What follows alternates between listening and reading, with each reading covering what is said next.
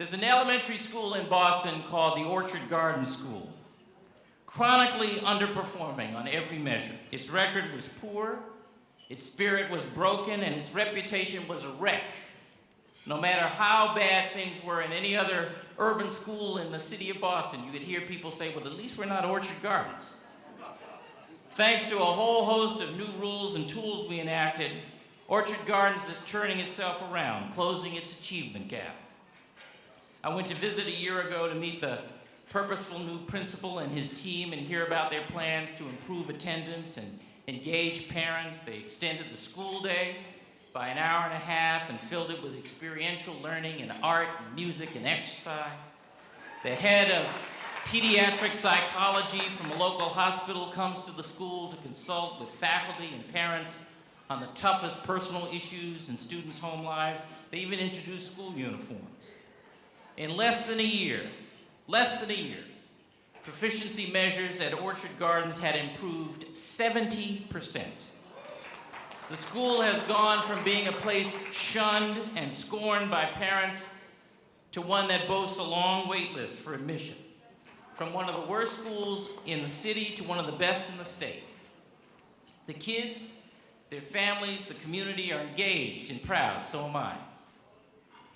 Today's Tea Party Republicans tell us that those first graders from Orchard Gardens, they're on their own.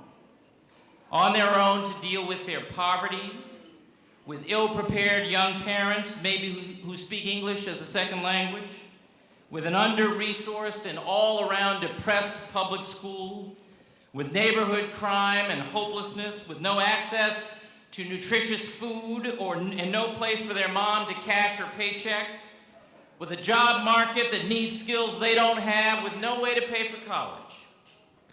But those Orchard Gardens kids should not be left on their own. Those are our kids.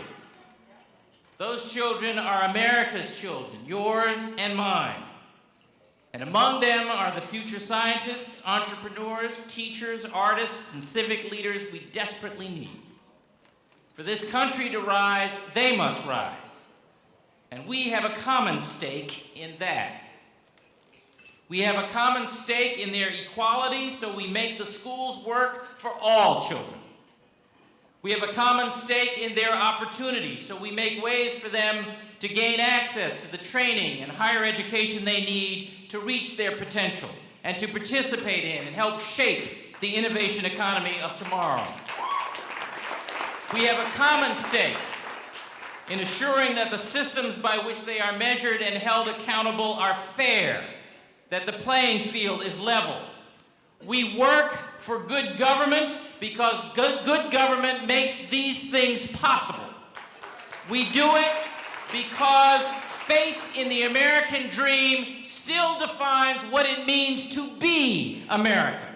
And because the American dream is real when it's real in the lives of all kids. At the end of my visit to Orchard Gardens a year ago, the first grade, led by a veteran teacher, gathered to recite for me. It was beautiful. After a short poem about multicultural tolerance, they recited much of the I Have a Dream speech. And when I started to applaud, overcome as I always am by that speech, the teacher said, "Not yet." Then she began to ask those 6- and 7-year-olds questions. What does creed mean? What does nullification mean? Where is Stone Mountain? And as the hands shot up to answer her questions, I realized that she had taught the children not just to memorize, but to comprehend what they had recited.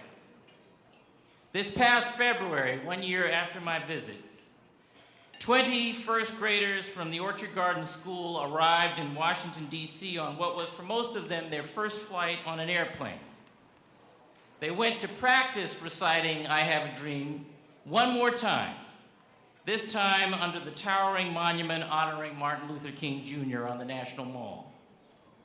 And later that afternoon, along with their bashful principal and their dynamic, loving teacher, they went to the White House to recite for the President of the United States.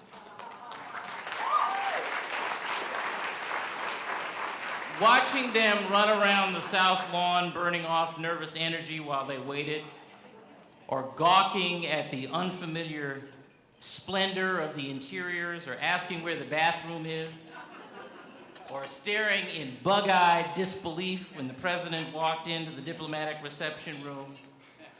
They could have been any 6 or 7-year-old. And yet I'm certain that they felt important that day simply because someone made them feel worthy.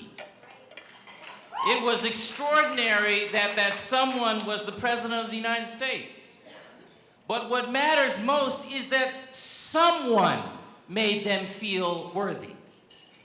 They could have been any 6 or 7-year-old. They should be every 6 or 7-year-old.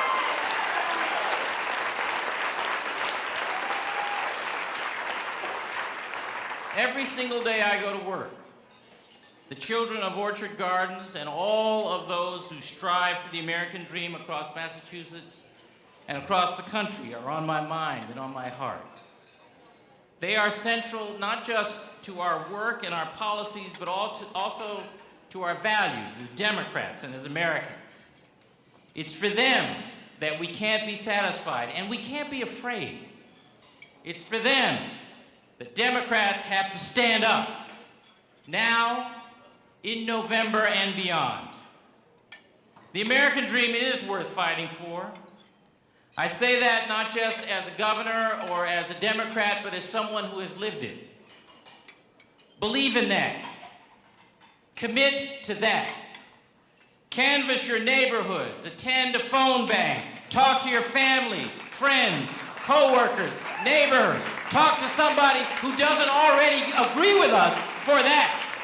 Stand tall and fight for that. And if we do, I am so confident that with optimism and effort and the grace of God, we will win in November. We will deserve to win, and then we can finish the work that we started.